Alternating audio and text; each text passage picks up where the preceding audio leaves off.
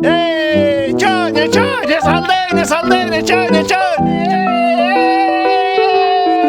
Lasai adiskide, ez da zer pasatzen. Autobusa joan eta etorri egiten dira. Gainera, hurrengoa, 2 ordu eta erdi barru iritsiko da. Zer da ba hori? Lasai, bitartean gauzak egin ditzazkezu. Adibidez, 11:00 jan, papiroflexia egiten ikasi, edo bestela, gora mindfulnessela. Ez, mindfulness, milanesa, mikronesia.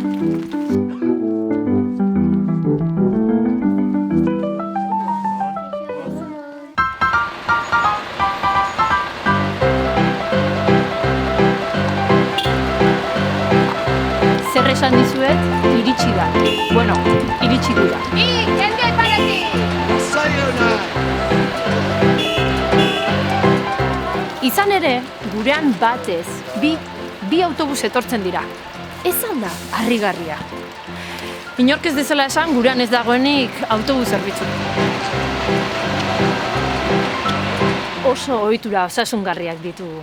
Guraso eta seme-alaben arteko harremana indartzeko elkarrengandik banatzen ditugu. Badakizute, heziketa integral batetarako metodologia berriak. Biak herri berdinera doaz, baina aparte, oso osasungarria familientzat. Ez alden berriro! Mindfulnessin berkat berriro.